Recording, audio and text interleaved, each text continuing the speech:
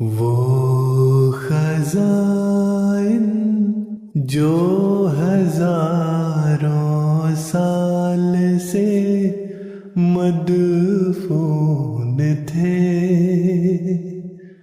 اب میں دیتا ہوں اگر کوئی ملے امیدوار، کوئی ملے امیدوار۔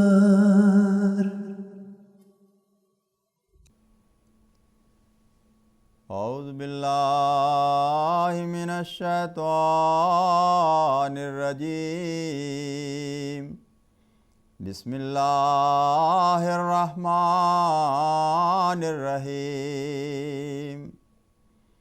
ملفوظات سیدنا حضرت اقدس مسیح موعود علیہ الصلوۃ والسلام۔ تصویر اور نماز۔ ایک شخص نے دریافت کیا کہ تصویر کی وجہ سے نماز فاسد تو نہیں ہوتی؟ اس پر حضرت اقدس مسیح موعود علیہ السلام نے فرمایا، کفار کے تتبع پر تو تصویر ہی جائز نہیں، ہاں نفس تصویر میں حرمت نہیں بلکہ اس کی حرمت اضافی ہے۔ اگر نفس تصویر مفسد نماز ہو تو میں پوچھتا ہوں کہ کیا پھر روپیہ پیسہ نماز کے وقت پاس رکھنا مفسد نہیں ہو سکتا؟ اس کا جواب اگر یہ دو کہ روپیہ پیسہ کا رکھنا اضطراری ہے تو میں کہوں گا کہ کیا اگر اضطرار سے پاخانہ آ جاوے تو وہ مفسد نماز نہ ہوگا اور پھر وضو کرنا نہ پڑے گا؟ اصل بات یہ ہے کہ تصویر کے متعلق یہ دیکھنا ضروری ہے کہ آیا اس سے کوئی دینی خدمت مقصود ہے یا نہیں۔ اگر یوں ہی بے فائدہ تصویر رکھی ہوئی ہے اور اس سے کوئی دینی فائدہ مقصود نہیں تو یہ لغو ہے، اور خدا تعالیٰ فرماتا ہے وَالَّذِينَ هُمْ عَنِ اللَّغْوِ مُعْرِضُونَ۔ لغو سے اعراض کرنا مومن کی شان ہے، اس لیے اس سے بچنا چاہیے، لیکن ہاں اگر کوئی دینی خدمت اس ذریعہ سے بھی ہو سکتی ہو تو منع نہیں ہے، کیونکہ خدا تعالیٰ علوم کو ضائع نہیں کرنا چاہتا۔ مثلاً ہم نے ایک موقع پر عیسائیوں کے مثلث خدا کی تصویر دی ہے جس میں روح القدس بشکل کبوتر دکھایا گیا ہے، اور باپ اور بیٹے کی بھی جدا جدا تصویر دی ہے۔ اس سے ہماری یہ غرض تھی کہ تا تثلیث کی تردید کر کے دکھائیں کہ اسلام نے جو خدا پیش کیا ہے وہی حقیقی خدا ہے جو حی و قیوم، ازلی و ابدی، غیر متغیر اور تجسم سے پاک ہے۔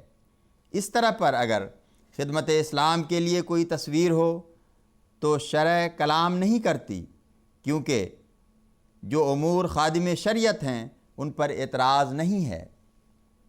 کہتے ہیں کہ حضرت موسیٰ علیہ السلام کے پاس کل نبیوں کی تصویریں تھیں۔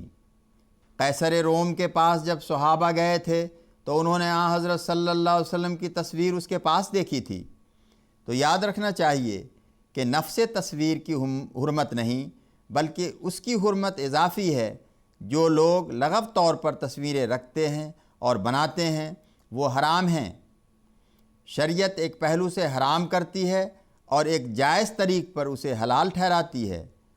روزہ ہی کو دیکھو، رمضان میں حلال ہے لیکن اگر عید کے دن روزہ رکھے تو حرام ہے، گر حفظ مراتب نہ کنی زندگی۔ حرمت دو قسم کی ہوتی ہے، ایک بن نفس حرام ہوتی ہے، ایک بن نسبت۔ جیسے خنزیر بالکل حرام ہے، خواہ وہ جنگل کا ہو یا کہیں کا، سفید ہو یا سیاہ، چھوٹا ہو یا بڑا، ہر ایک قسم کا حرام ہے۔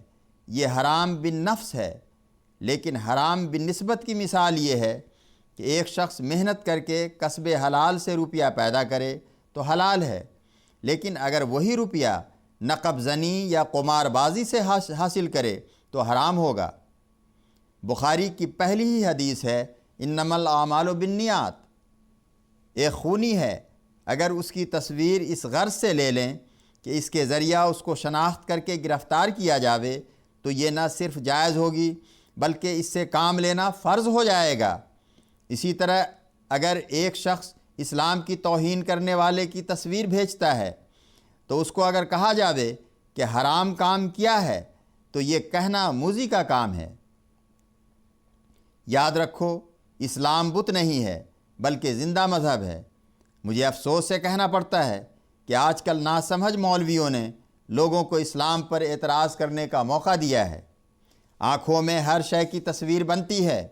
بعض پتھر ایسے ہیں کہ جانور اڑتے ہیں تو خود بخود ان کی تصویر اتر آتی ہے۔ اللہ تعالیٰ کا نام مصور ہے، یصورکم فی الارحام۔ پھر بلا سوچے سمجھے کیوں اعتراض کیا جاتا ہے؟ اصل بات یہی ہے کہ جو میں نے بیان کی ہے کہ تصویر کی حرمت غیر حقیقی ہے، کسی محل پر ہوتی ہے اور کسی پر نہیں۔ غیر حقیقی حرمت میں ہمیشہ نیت کو دیکھنا چاہیے۔